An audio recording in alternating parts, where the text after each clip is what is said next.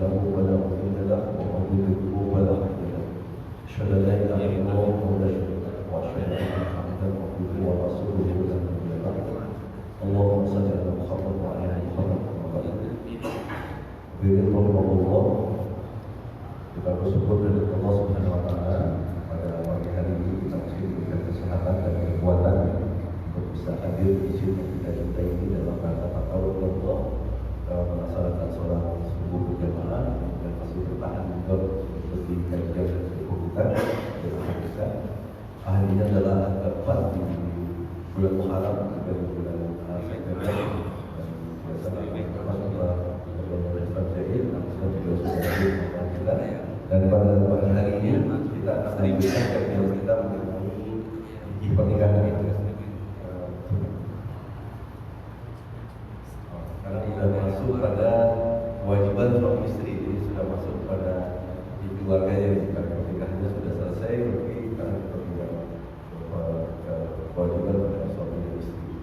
Sehingga marilah kita sama-sama belajar mengucapkan basmalah Bismillahirrahmanirrahim. Yang kita terpaku kita mulai serta istri.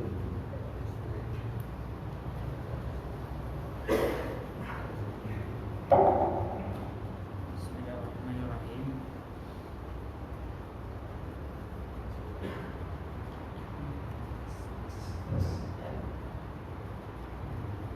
Bismillahirrahmanirrahim. Assalamualaikum warahmatullahi wabarakatuh.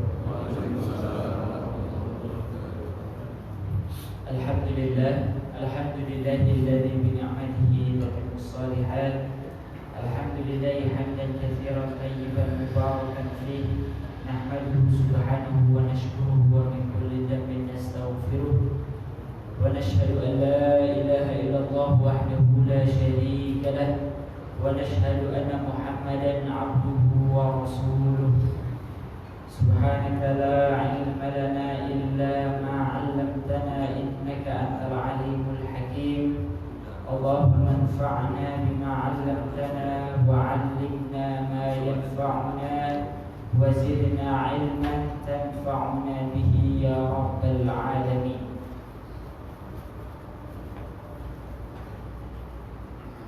Hadirin jamaah salat subuh Masjid Al-Abrar yang semoga dimuliakan Allah Subhanahu wa taala. Alhamdulillah, bersyukur kita kepada Allah atas segala limpahan nikmat yang Allah berikan kepada kita semua, sehingga dengan kenikmatan itu bisa menjadikan kita lebih dekat dengan Allah, lebih dekat kepada Allah Subhanahu wa taala. Karena dengan cara memanfaatkan setiap kenikmatan-kenikmatan Allah lah kita akan bisa dekat dengan Allah. Sebaliknya orang-orang yang mereka mempergunakan kenikmatan Allah dalam kemaksiatan kepadanya, maka sungguh ini merupakan perbuatan yang menghinakan Allah, yang menyia-nyiakan nikmat-nikmat Allah Subhanahu wa taala, dan termasuk akhlak kepada Allah Subhanahu wa taala yang tercela. Maka semoga hadirnya kita dalam kesempatan kali ini, setelah kita melaksanakan sholat subuh berjamaah, kemudian kita lanjutkan dengan kita bermajelis ilmu, dihitung oleh Allah Subhanahu wa taala sebagai amalan kita di dalam mensyukuri setiap kenikmatan-kenikmatan Allah Subhanahu wa taala. Baik, hadirin sekalian yang semoga dimuliakan Allah, untuk kajian kita di pekan keempat ini, maka kita kajian seputar fikih munakahah, fikih pernikahan, di mana pada pertemuan sebelumnya kita telah menyelesaikan pembahasan seputar walimatul urs, hal yang terkait dengan acara resepsi pernikahan sudah kita bahas dalam pertemuan kemarin. Maka adapun materi selanjutnya yaitu adalah kewajiban suami istri. Bab ini menjadi bab pembuka dari beberapa pembahasan yang akan kita bahas insyaallah,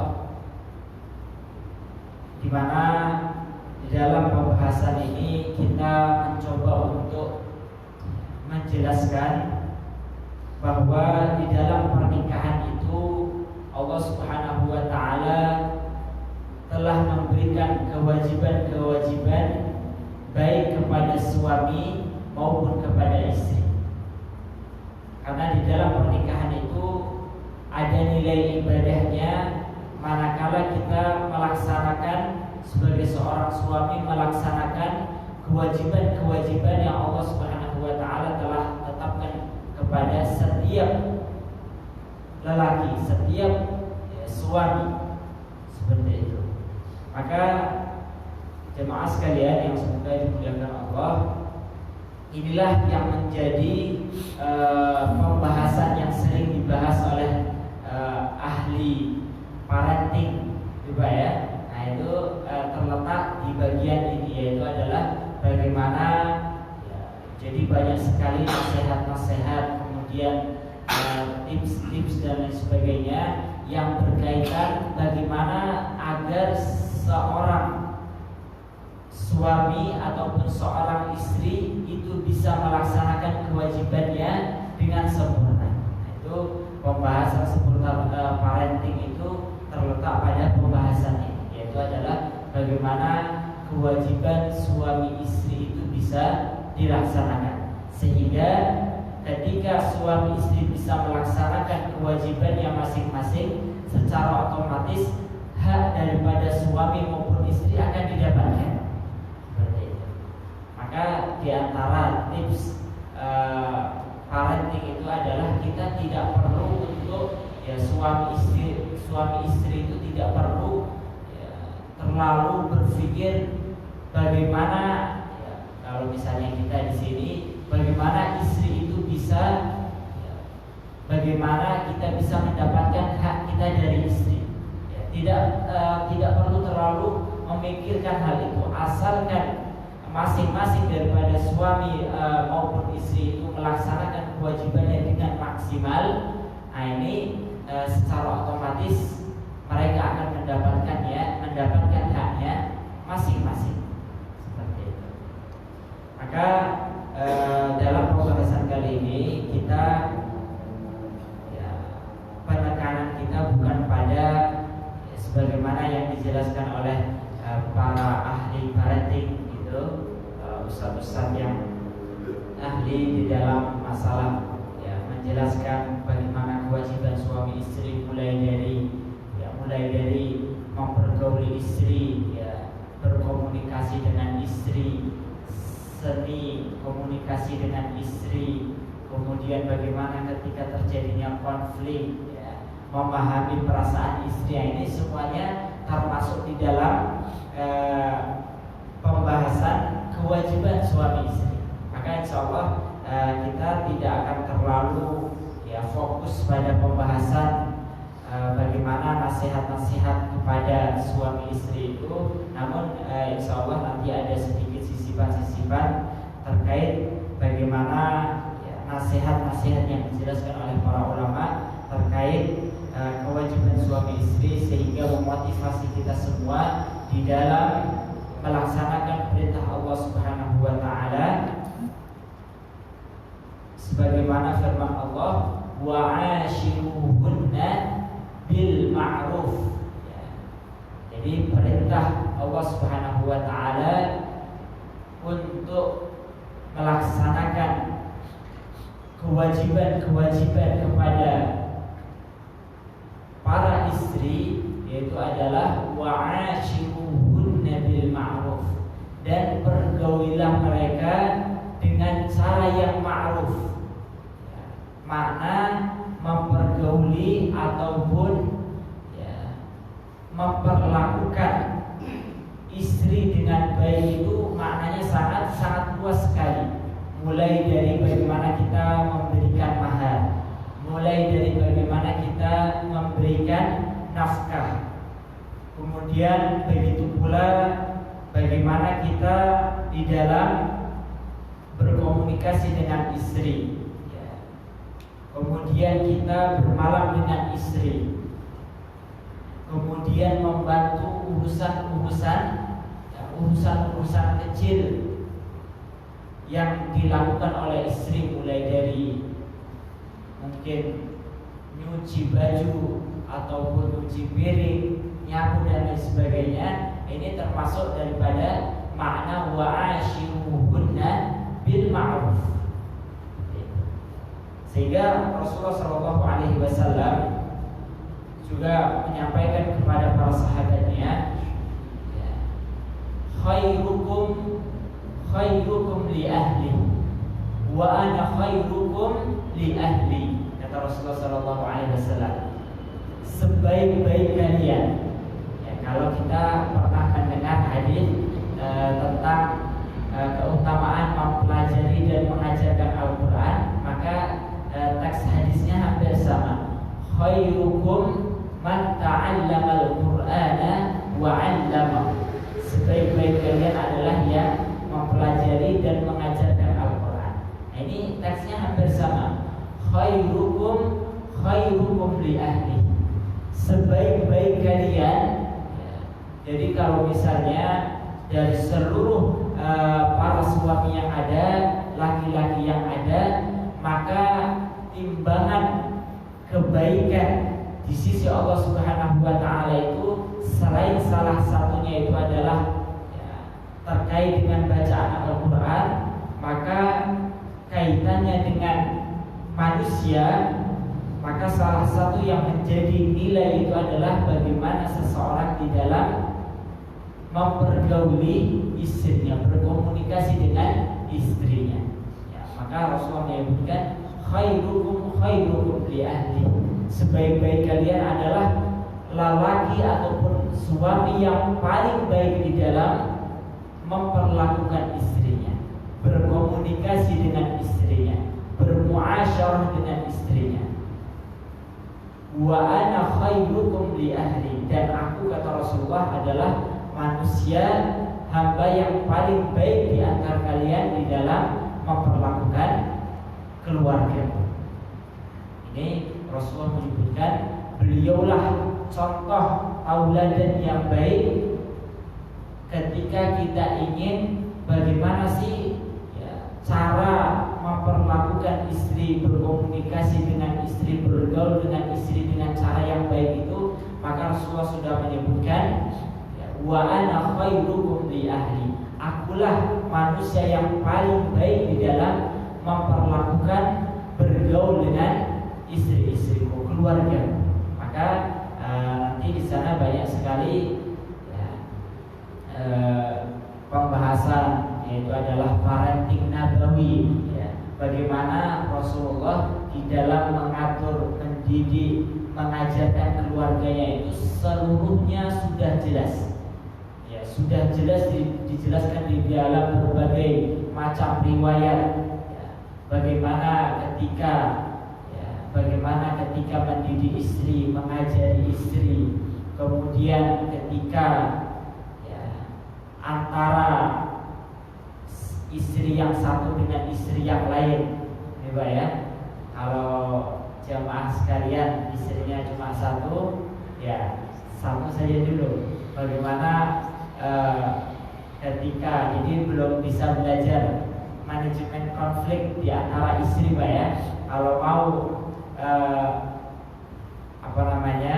matna ataupun poligami, baru kewajiban kita untuk mempelajari ilmu konflik di antara istri. Itu wajib untuk kita pelajari karena ini adalah ilmu dan seluruhnya telah dijelaskan oleh Rasulullah SAW.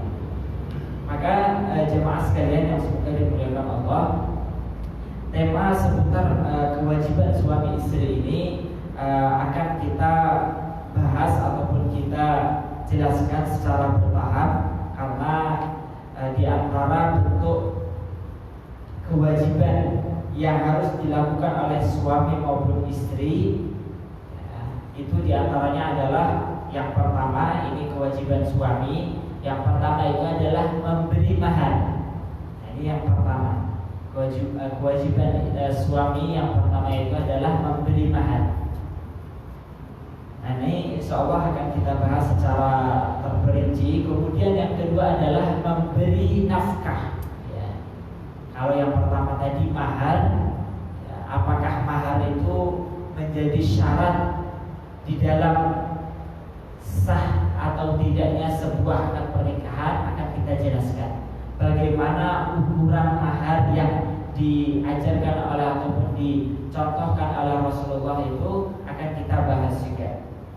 Kaitannya dengan mahar insyaallah akan kita bahas. Kemudian begitu pula memberi nafkah. Ya. Bagaimana takaran memberi nafkah kepada seorang istri itu. Ya.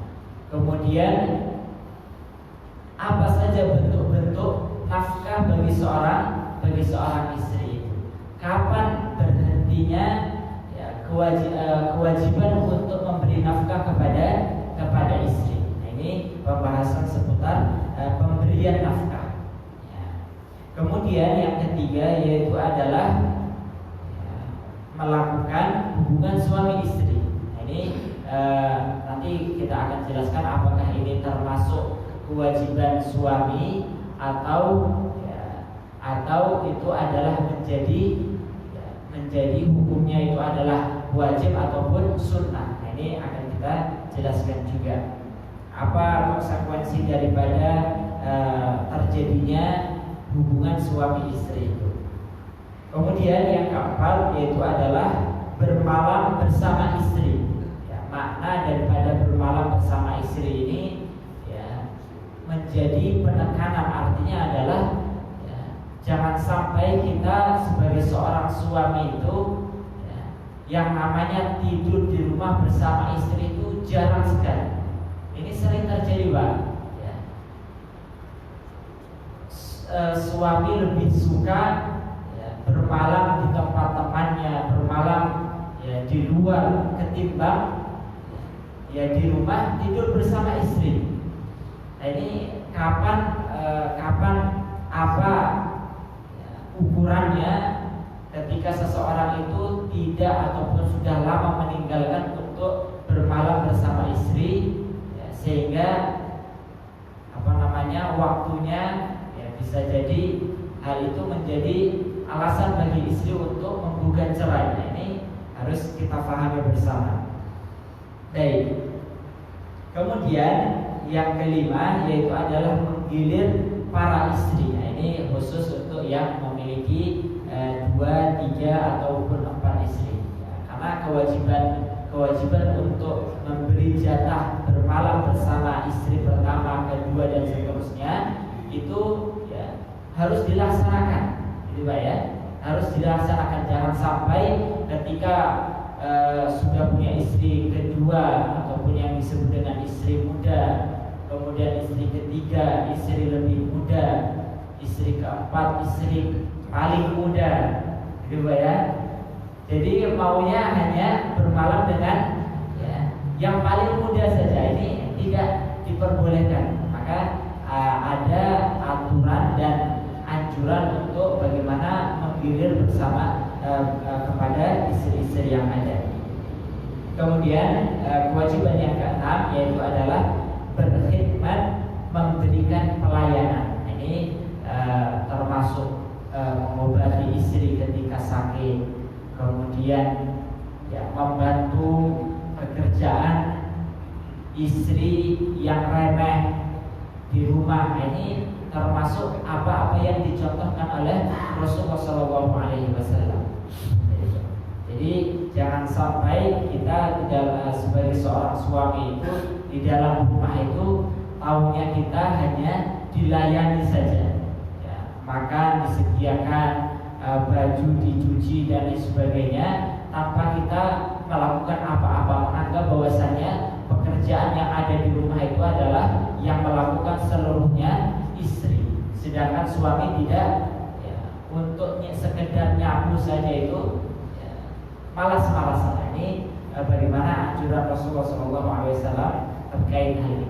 Nah, ini adalah beberapa kewajiban-kewajiban yang harus diperhatikan dan dilakukan oleh seorang suami. Sebaliknya, begitu pula bagi seorang istri. Ya. Sebagaimana suami memiliki kewajiban, maka istri juga memiliki kewajiban. Ya. Maka kewajiban yang dilakukan oleh suami itu akan menjadi hak istri, sedangkan kewajiban yang dilakukan oleh istri adalah menjadi haknya suami. Seperti itu. Maka di antara kewajiban yang harus dilakukan oleh para istri, yaitu yang pertama adalah penyerahan diri. Ya. Apa maksud daripada penyerahan diri ini, jamaah sekalian? Ya. Makna daripada penyerahan diri itu adalah ketika istri itu seorang wanita sudah resmi sah menjadi istri bagi seorang laki-laki, maka secara hukum syariat dia telah menyerahkan dirinya untuk berkhidmat kepada suaminya, sehingga termasuk juga dalam hal bagaimana mengikut bersama suami, ikut tinggal bersama suaminya. Ini adalah termasuk daripada makna penyerahan diri. Artinya istri yang sudah seorang wanita yang sudah resmi menjadi seorang istri bagi laki-laki, ya seorang laki-laki itu jangan sampai ketika diperintah ya tidak mau. Nah, ini bukan termasuk penyerahan diri, artinya tidak mau taat kepada seorang suami. Ini makna daripada penyerahan diri. Sehingga di dalam kajian nanti juga bagi orang tua ketika anak putrinya itu sudah dinikahi oleh seorang laki-laki, ketika menantunya itu ingin membawa putrinya itu, maka wewenangnya itu berada di tangan suaminya, menantunya. Karena sebagian dan ini juga sering terjadi, yaitu adalah mertua itu menyulitkan ataupun menghalangi putrinya itu untuk keluar dari rumahnya, ataupun tidak mau putrinya itu tinggal sendiri bersama suaminya. Ini tidak benar. Artinya adalah mana ketaatan yang harus didahulukan untuk diikuti, apakah suami ataukah orang tua? Maka suami. Ini secara hukum fikihnya. Adapun nanti bagaimana bentuk kondisinya dan lain sebagainya, nah ini tentunya ilmu parenting lah yang berbicara tentang hal ini. Seperti itu. Jadi ketaatan seorang wanita ketika dia telah resmi menjadi seorang istri bagi seorang laki-laki itu berpindah dari orang tuanya kepada suaminya, sehingga ketaatan yang pertama itu berubah dari orang tua menjadi suaminya. Dan apapun yang dilakukan oleh seorang wanita setelah dia menikah, terutama keburukan-keburukannya, yang bertanggung jawab itu adalah suaminya, bukan lagi orang tuanya. Jadi ini adalah keadilan di dalam syariat Allah Subhanahu wa taala. Ketika hak ketaatan itu sudah diambil alih ataupun didapatkan oleh seorang suami, maka ada juga konsekuensinya. Setiap perbuatan yang dilakukan oleh istri, maka yang bertanggung jawab itu adalah suami, bukan lagi bapak daripada wanita tersebut. Baik, ini kewajiban yang pertama, menyerahkan diri. Artinya siap ikut dengan suami, siap taat kepada suami, siap mengurus segala kebutuhan suami. Ini adalah makna daripada penyerahan diri. Jangan sampai setelah menikah disuruh diminta untuk menyuci ataupun diminta untuk melakukan berbagai kewajiban yang ada, istri menolak. Ini tidak benar. Baik, adapun yang kedua yaitu adalah Istimta ini sama dengan, yaitu adalah melayani kebutuhan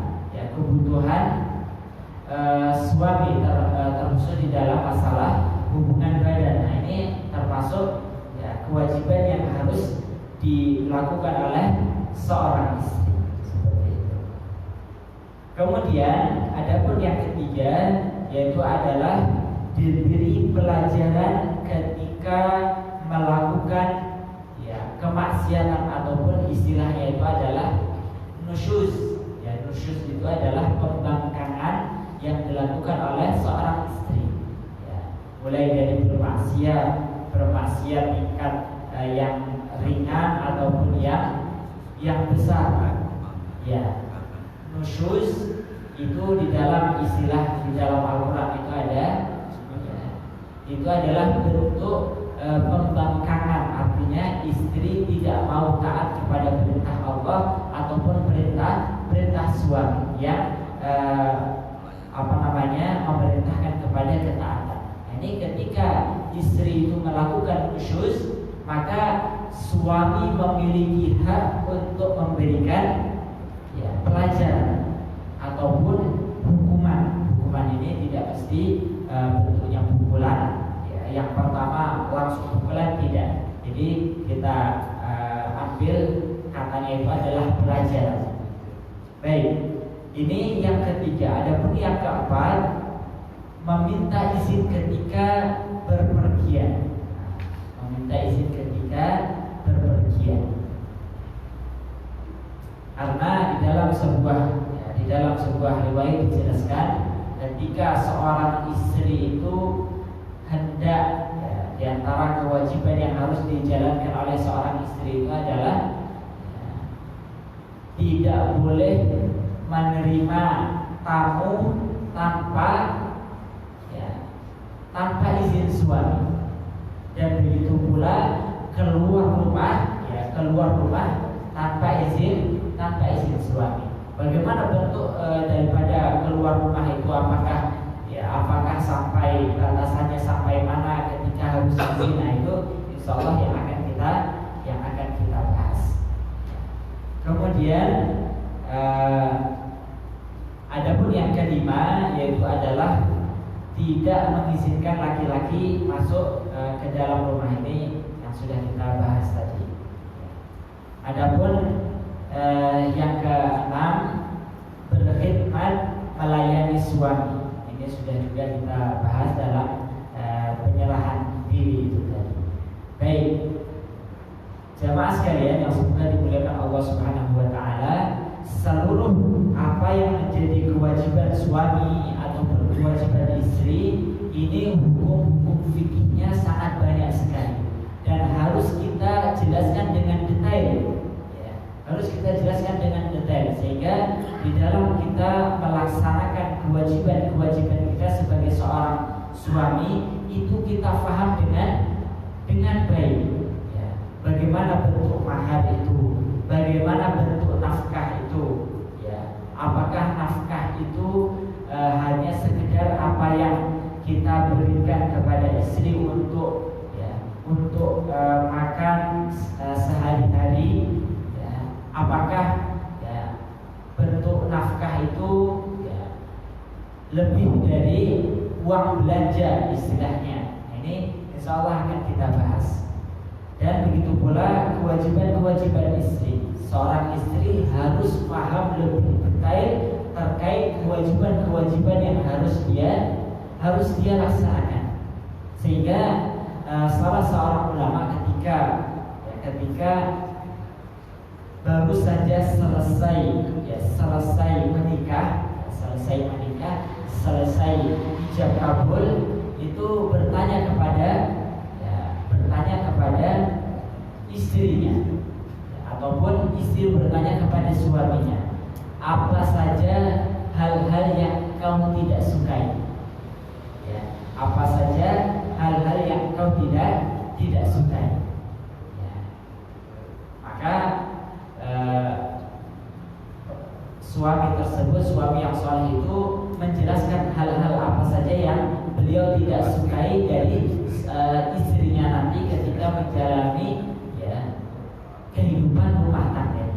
Kemudian setelah itu istri tersebut meletakkan pencut, ya, meletakkan pencut di ruang ya di kamar mereka dan mengatakan, ketika engkau tidak ridho kepadaku, maka silahkan ambil pencut itu dan cabutlah. Nah, ini adalah perilaku dari seorang istri salihah. Mengapa istri tersebut melakukan hal ini? Karena dia telah paham terhadap kewajiban-kewajiban ketika dia telah menjadi seorang istri. Mengapa banyak terjadinya istri yang tidak taat kepada suami, istri yang membangkang kepada suami, istri yang tidak menjalankan kewajiban-kewajibannya sebagai seorang istri itu, ya dikarenakan apa? Ya sumbernya salah satunya adalah dia tidak paham terhadap kewajiban-kewajiban dirinya sebagai seorang istri dengan detail, dengan mendalam seperti itu. Maka inilah yang menjadi sumber utama kerusakan rumah tangga itu adalah dikarenakan suami tidak memahami kewajibannya dan istri tidak memahami kewajibannya. Ya, jadi bisa kita pastikan sumber kerusakan rumah tangga itu salah satunya adalah dikarenakan suami tidak melaksanakan kewajibannya dan istri tidak melaksanakan kewajibannya. Maka jemaah sekalian yang semoga dimuliakan Allah Subhanahu wa taala, terkait untuk melaksanakan kewajiban, maka Rasulullah Shallallahu Alaihi Wasallam menasihatkan kepada kita semua, inna li'ainika 'alaika haqqan wa li nafsika 'alaika haqqan wa li zawjika 'alaika haqqan fa'ti kulladhi haqqin haqqahu. Ketika ada salah seorang sahabat yang terlalu berlebihan di dalam beribadah, sehingga waktu malamnya dia gunakan untuk qiyamul lail. Di siang harinya dia gunakan untuk berpuasa. Maka ketika hal itu senantiasa dilakukan sehingga mengurangi daripada kewajibannya untuk memberikan kewajibannya kepada suaminya, kepada dirinya juga, maka Rasulullah SAW menasihati sahabat tersebut, inna li'ainika 'alaika haqqan, sesungguhnya matamu itu punya hak untuk atas dirimu, artinya matamu itu punya hak untuk istirahat. Jadi di waktu malam mata kita ini punya hak untuk istirahat, sehingga hendaknya kita bagi waktu malam itu sebagian untuk istirahat, sebagian juga untuk qiyamul lail. Tapi yang sering terjadi bagaimana, Pak? Sebaliknya. Ya. Jadi haknya kalau kita bisa sebutkan haknya terpenuhi gitu, Pak ya. Ya, jadi sehingga qiyamul lailnya tidak ada. Haknya terpenuhi. Yang terjadi saat ini seperti itu. Baik, wali nafsika 'alaika haqqan, dan tubuhmu ini juga punya hak atas dirimu. Artinya tubuh kita ini punya hak untuk istirahat, sehingga waktu malam itu ataupun waktu siang itu hendaknya tidak kita gunakan terus-menerus untuk berpuasa. Sekali puasa, sekali tidak, minimal puasa dahulu, ataupun minimal kita Senin Kemis, ataupun kita Ayyamul Bid, puasa di tengah bulan 13, 14, 15, dan begitu pula di malam hari kita berikan hak tubuh kita untuk istirahat. Dan begitu pula wa inna li zawjika 'alaika haqqan, sesungguhnya istrimu itu punya hak atas dirimu. istri kita ini punya hak atas diri kita, yaitu adalah kita bermalam bersama mereka, kita berkomunikasi dengan mereka, kita bercanda dengan mereka, berlibur bersama dengan mereka dan sebagainya. Termasuk juga dalam masalah ini kepada anak-anak kita, kepada orang tua kita, saudara kita, semuanya mereka memiliki hak. Terkhusus dengan antara suami istri, maka Rasulullah SAW menyebutkan tadi, walizawjika 'alaika hak, sesungguhnya istrimu itu memiliki hak atas diri. Ini menunjukkan bahwasannya antara seorang suami istri hendaknya mereka harus memperhatikan hak-hak pasangannya. Istri memperhatikan hak suaminya, suami memperhatikan hak istrinya. Karena kalau seseorang itu tidak memperhatikan hak-hak yang harus ditunaikan kepada pasangannya, maka ini akan menjadi sebuah masalah bagi di dalam kehidupan rumah tangganya, kemudian menjadi sebab rusak rumah tangganya, dan kelak di yaumil akhir nanti Allah Subhanahu wa taala akan meminta pertanggungjawabannya. Kullukum mas'ulun, kullukum ra'in wa kullukum mas'ulun an ra'iyyatihi. Setiap kalian itu adalah pemimpin, dan setiap pemimpin akan dimintai pertanggungjawabannya. Seorang suami memimpin rumah tangganya, memimpin istri dan anak-anaknya. Seorang istri memimpin bagi anak-anaknya ketika suaminya tidak ada di rumah. Nah, ini adalah kewajiban-kewajiban yang harus dilaksanakan oleh masing-masing antara suami maupun istri. Wa kullukum ra'in wa kullukum mas'ulun an ra'iyyatihi. Allah kelak akan memintai pertanggungjawaban atas setiap kewajiban-kewajiban kita.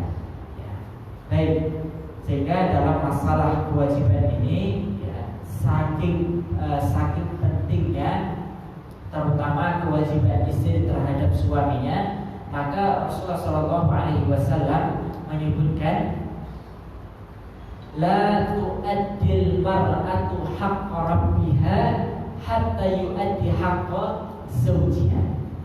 Seorang istri itu belum disebut telah melaksanakan hak Allah Subhanahu wa taala hingga dia melaksanakan hak suami. Bayangkan kalau sekalian, ini kaitannya dengan melaksanakan hak. Seorang istri itu belum disebut melaksanakan hak Allah hingga dia selesai melaksanakan hak suaminya. Artinya apa? Hak Allah Subhanahu wa taala itu ada kaitannya dengan hak seorang suami.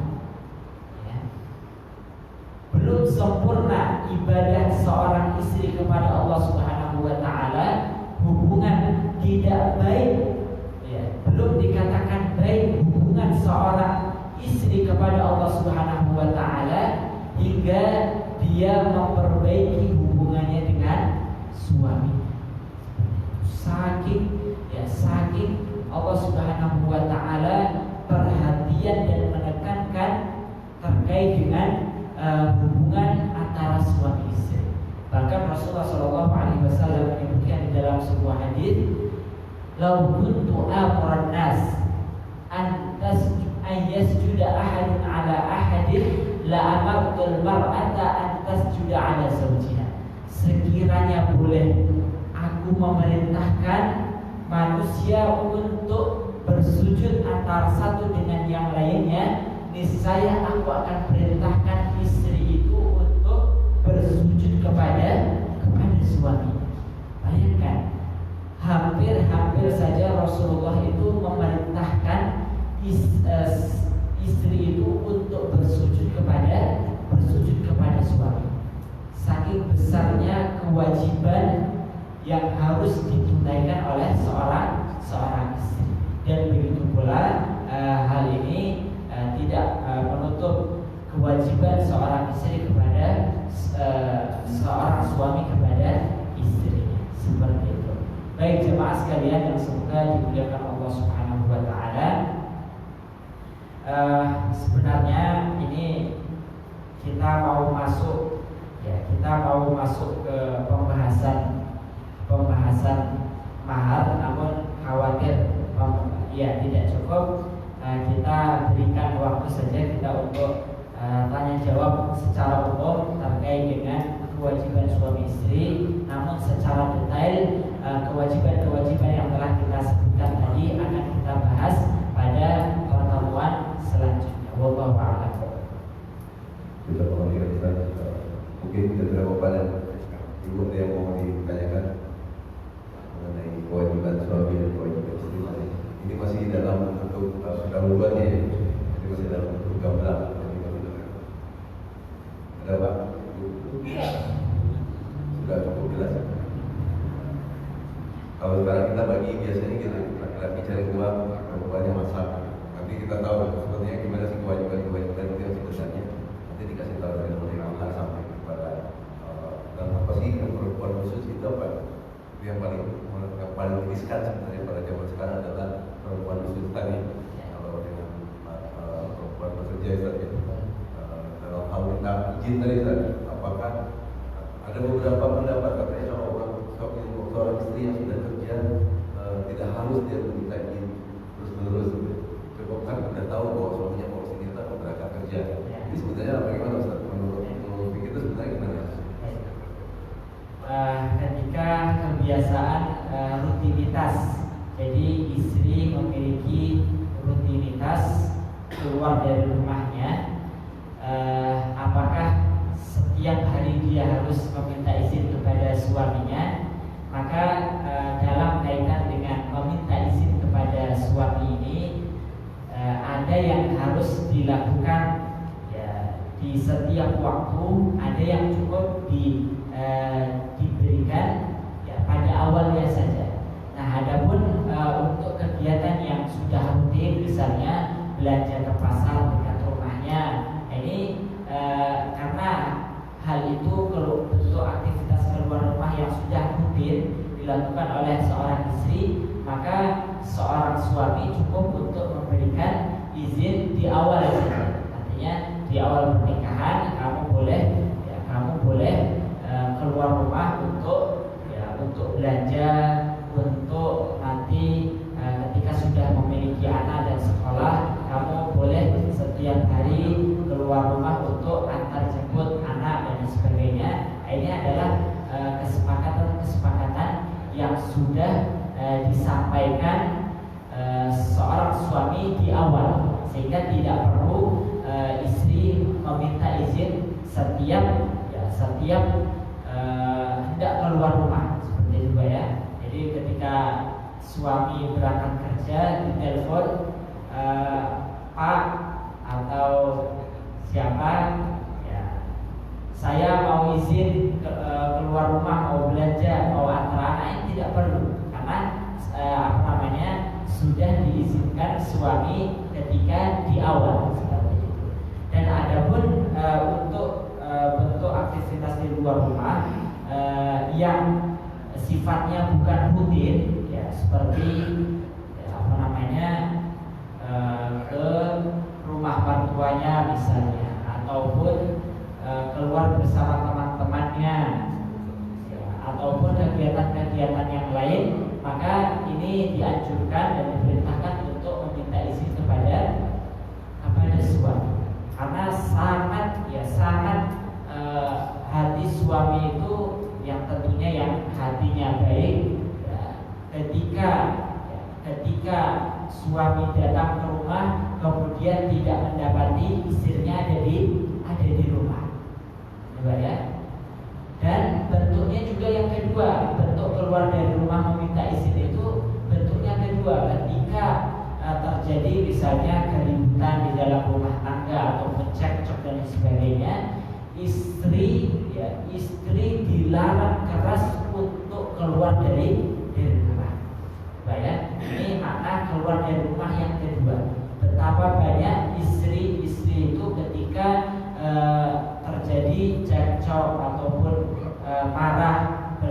suami bertengkar sama suami langsung keluar rumah tanpa meminta izin, ya. Karena di dalam sebuah riwayat itu dijelaskan, ya, saya kurang lupa akan redaksinya, kaitannya dengan laknat Allah Subhanahu wa Ta'ala ataupun kemurkaan Allah. Ya, kemurkaan Allah itu akan turun kepada dua orang. Yang pertama adalah kepada budak yang kabur dari tuannya, ya, hingga dia kembali lagi, ataupun yang kedua seorang istri yang keluar dari rumahnya, ya, tentunya karena sebab parah dan sebagainya itu tadi, hingga dia kembali ke rumahnya. Ini bentuk betapa ketika seorang istri itu hendak keluar dari rumahnya harus meminta izin kepada suaminya, sehingga jangan sedikit-sedikit masalah keluar rumah, terlebih yang rumahnya dekat pada, kalau saya istri jauh di Lampung, jadi kalau mau pulang ya sulitan gitu ya. Nah, ini tapi kalau masalahnya itu ketika rumah mertuanya itu dekat, mungkin hanya beda kecamatan ataupun beda kota, ini sedikit-sedikit ketika ada masalah pulang kabur, ini kemurkaan Allah Subhanahu wa Ta'ala itu turun kepada kedua orang ini, budak yang kabur dari tuannya hingga dia kembali, dan istri yang keluar rumah tanpa izin suami hingga dia kembali, seperti itu. Tadi juga terkait dengan masalah, ya, nafkah ataupun ketika istri, bagaimana hukum wanita karir ini, apakah istri itu berkewajiban untuk, ya, membantu suami di dalam mencari nafkah. Ini bagaimana seharusnya, ya. Jadi sekali lagi ada hukum fikih, ada hukum, ya, kajian parenting itu, seperti itu. Maka jemaah sekalian yang sudah dimuliakan Allah Subhanahu wa Ta'ala, kaitannya dengan, ya, masalah istri keluar rumah untuk bekerja, ini sebenarnya kalau kondisi suami itu bisa mencukupi kebutuhan rumah tangga, ya, kemudian istri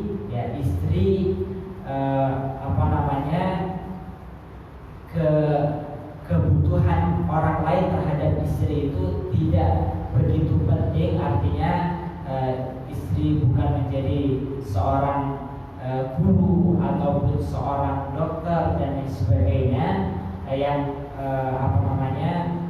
tugas mereka ataupun mihnah ataupun profesi mereka ini sangat dibutuhkan, maka lebih baik berkhidmat di rumah, seperti itu.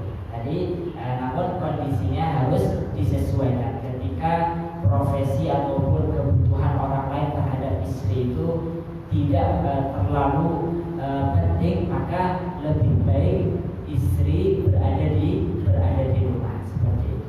Sehingga kalau kondisi suami itu butuh untuk dibantu oleh seorang istri untuk mencari nafkah, maka hal itu diperbolehkan. Namun bukan menjadi tugas ataupun kewajiban pokok bagi seorang istri. Karena di sini kalau tadi kita baca tidak ada kita temukan kewajiban istri, salah satunya adalah mencari nafkah. Sehingga jemaah sekalian, kita banyak temui di masyarakat kita istri yang, ya, tadi kondisinya itu tidak terlalu dibutuhkan, dan suami sudah mencukupi kebutuhan rumah tangganya, kemudian dia keluar untuk bekerja, ya, mencari nafkah, sehingga yang terjadi adalah, ya, anak terlantarkan. Ya, artinya terlantarkan ini dalam masalah pendidikannya dan lain sebagainya, ataupun kewajiban-kewajiban yang lainnya justru terlantar kewajiban untuk ya membina, mengurus rumah, kemudian ya mengurus suami, itu semuanya terlantar. Ini sangat tidak disarankan seperti itu. Maka istri hukumnya boleh untuk membantu membantu suami di dalam mencari nafkah, namun bukan menjadi kewajiban pokok. Sehingga ketika mencari nafkah itu menjadi penghambat bagi kewajiban-kewajiban yang lainnya, maka ini sebuah kekeliruan seperti itu. Wallahu a'lam. Baliknya Ustaz. Ya. Kalau misalkan istri dan suami ini, kadang ada suami kalau harusnya bermalam dengan istri, ada beberapa suami yang tidak bermalam dengan istri. Ketika dia tidak bermalam itu, perlukah dia minta izin atau memberitahukan kepada istri? Itu bagaimana Ustaz? Karena ada orang yang bekerja niatnya mungkin mau pulang, tapi karena sesuatu yang hal, jadi tidak pulang. Itu bagaimana Ustaz? Suami apakah itu atau tidak? Kaitannya dengan bermalam dengan istri, ini selain kewajiban suami, maka ada hak istri di situ. Ya, sama juga tadi seperti memberikan nafkah batin. Ya. Selain itu menjadi kewajiban suami, ya, dan di lain itu juga itu menjadi hak istri. Ya. Hak istri itu ketika istri tidak mendapatkan hal itu, hal ini akan menjadi sumber kerusakan rumah tangga. Ya, saya pernah mendapati kasus suami istri karena suaminya itu sakit gula, Pak. Nah ini tentunya Pak Dokter tahu ketika konsekuensi penyakit gula itu tidak bisa hubungan suami istri. Nah, dikarenakan hal ini tidak ada komunikasi yang baik ya antara suami istri, yang terjadi adalah ya istri ya menyimpan, artinya melakukan zina dengan orang lain seperti itu. Mengapa hal ini bisa terjadi? Ini bukan satu-satunya bukan menjadi kesalahan suami ataupun menjadi kesalahan istri, namun ini adalah karena masalah komunikasi saja seperti itu. Maka ketika suami dalam masalah hubungannya terkait dengan memberi kepuasan jiwa, karena ini kepuasan diri baik berupa nafkah batin dan bermalam. Apa fungsinya bermalam itu, Pak? Fungsinya bermalam itu bukan sekedar kita pulang langsung tidur, bukan itu, Pak. Karena di dalam fungsi kita tidur bermalam bersama istri itu, saat itulah kita bisa berkomunikasi dengan istri. Sebelum kita tidur, kita komunikasi dengan istri.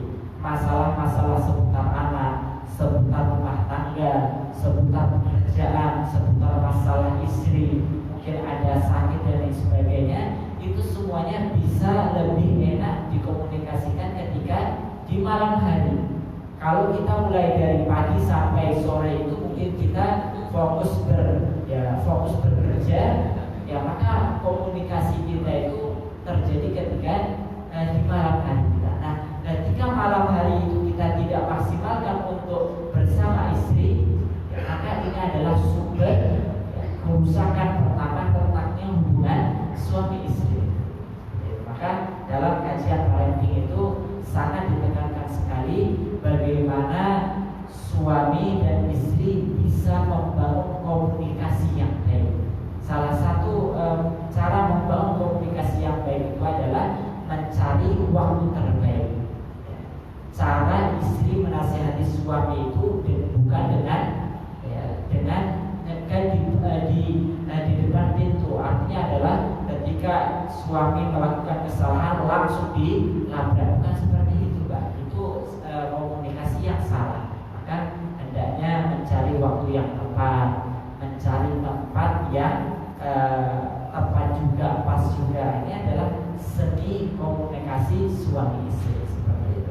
Jadi bermalam bersama istri, ketika hal itu tidak bisa diberikan, maka hendaknya dikomunikasikan, meminta izin ataupun minimal memberitahu. Jangan sampai suami itu, ya ini juga problem juga, Pak ya. istri tidak peduli suaminya mau pulang atau enggak. Coba ya, ini problem ini. Ya. Ketika istri tidak tahu suami bermalam di mana, itu problem. Ya. Dan ketika suami tidak memberitahu, ya, ketika suami tidak memberitahu dia bermalam di mana, nah, itu juga problem. Dan inilah yang menjadi celah syaitan itu untuk memberikan bisikan-bisikan, ya, mulai dari bisikan suami tidak percaya dengan istri tidak percaya dengan suami. Karena apa ini? Dalam masalah bermalam itu. Ya. Jadi hendaknya kalaupun tidak meminta izin, minimal memberitahu kepada istri seperti itu.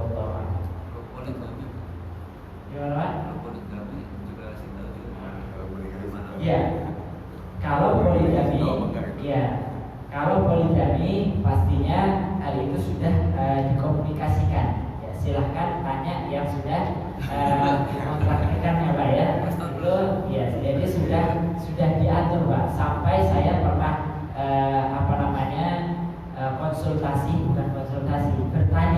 bertanya kepada ustadz yang sudah berpoligami bagaimana caranya. Jadi ketika istri keduanya itu jadi ingin berpergian dalam waktu yang lama, tentunya kan akan mengurangi jatah istri yang lain. Maka caranya bagaimana? Ditabung, ya, menabung. Artinya dalam beberapa waktu jatahnya itu diberikan yang lain untuk biar bisa nabung hingga waktu yang lama seperti itu. Untuk ketika misalnya mau umrah misalnya, nah itu istri yang mau umrah itu harus nabung, ya, jatah yang biasa dia dapatkan diberikan yang lain seperti itu. Nah, ini adalah di antara cara membagi ataupun menggilir kepada para istri. Ya, nanti ada bahasannya Pak. Iya. Sekarang kita bahas. Ini bukan contoh pernikahan ya Pak. Iya. Jadi dikira seperti contoh pernikahan. Bukan, jadi ini bukan resep pernikahan, tapi kita belajar tentang fikih pernikahan yang di dalamnya nanti terkait dengan kewajiban suami istri. Kewajiban suami istri masuk dalam. Ada lagi namanya sebenarnya ada satu lagi fikih keluarga saja. Iya. Kalau ini fikih pernikahan ada fikih keluarga. Ternyata Islam itu dari mulai pertama kita pergaulan, setelah itu masuk dalam rencana pernikahan, fikih pernikahan, kemudian setelah berkeluarga kita punya lagi fikih berkeluarga, ya kan? Beda-beda. Nanti ini sempurnanya Islam. Jadi semua aturannya jelas dan gamblang, tinggal kita belajar.